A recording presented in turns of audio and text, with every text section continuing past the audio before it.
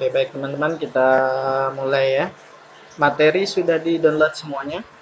Oke, baik teman-teman, saya hanya sebentar untuk membahas beberapa pertanyaan dari teman-teman semua karena materi sudah sudah saya upload di e-learning dan mudah-mudahan sudah teman-teman baca semuanya ya.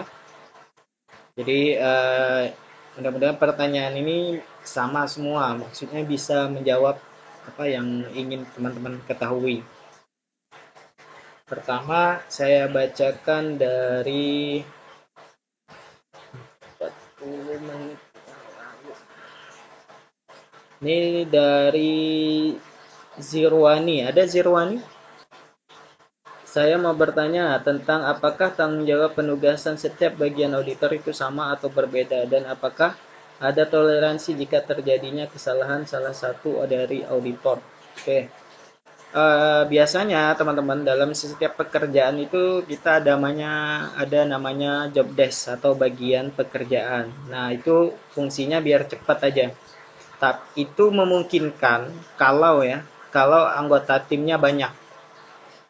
Tapi kalau anggota timnya tidak banyak, berarti ya barengan kita kerjanya. Misalnya gini nih. eh, yang paling banyak biasanya kita cek persediaan tuh. Persediaan kan banyak dan sekaligus aset tetap misalnya. Nah, untuk biar waktu lebih hemat, nah biasanya kita akan bagi dalam dua tim. Ada tim yang memeriksa persediaan, ada tim yang akan memeriksa aset tetap. Karena kalau hanya dilakukan oleh misalnya dua orang auditor saja, itu akan memakan waktu yang cukup lama. Karena persediaan itu banyak, aset tetap itu banyak biasanya perusahaan itu kalau punya. Nah, jadinya untuk menghemat waktu, nah kita pakai dua tim yang dibagi. Nah, jadi bisa saja setiap auditor yang bekerja itu punya fungsinya yang berbeda-beda atau tugasnya yang beda-beda, tapi bisa juga sama, sesuai dengan kondisi di lapangan. Nah, ada nggak toleransi kalau auditor yang melakukan kesalahan? Auditor itu kan bekerja sesuai dengan prosedur audit. Dia akan keliru kalau misalnya dia nggak mematuhi prosedur audit. Tapi kalau dia memenuhi prosedur audit, misalnya kita masih bekerja itu sesuai dengan pengen dapat bukti yang cukup, nah itu masih aman. Sehingga jarang kalau menurut sependek pengetahuan saya dan pengalaman saya, jarang auditor itu melakukan kekeliruan kalau dia memenuhi prosedur audit yang ada. Nah, itu.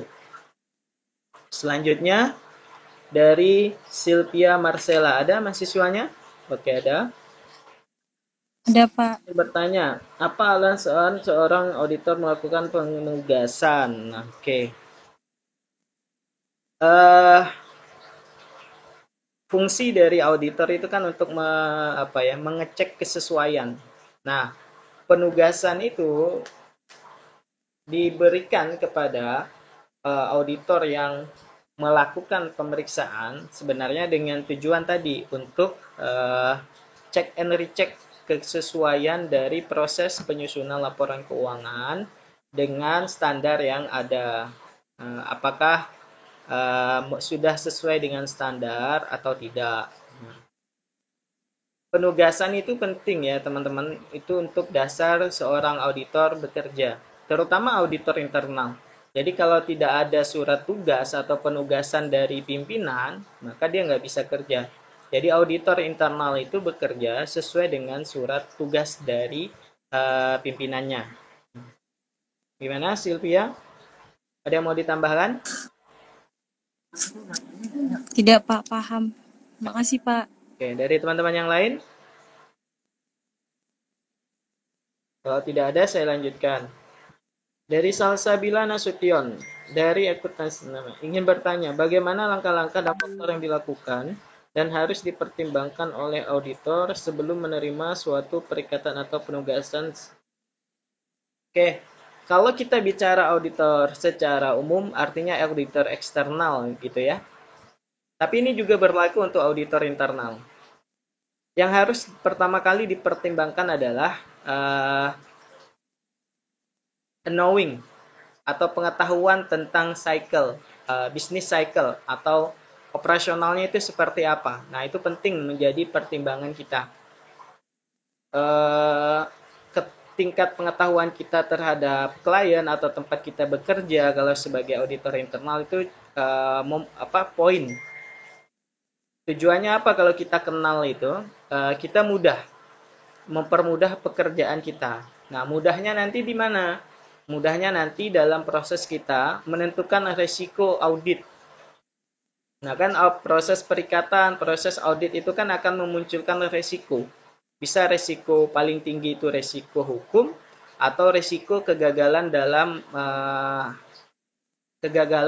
misalnya pengumpulan bukti dan lain-lain. Nah, jadi faktor yang harus dipertimbangkan adalah tingkat knowing, tingkat pengetahuan terhadap si lembaga atau klien, juga dalam rangka kita penentuan resikonya. Bagaimana Salsabila? Ada mahasiswanya? Paham, Kak. Terima kasih, Pak. Ada yang mau ditambahkan, Salsa? Tidak ada, Pak.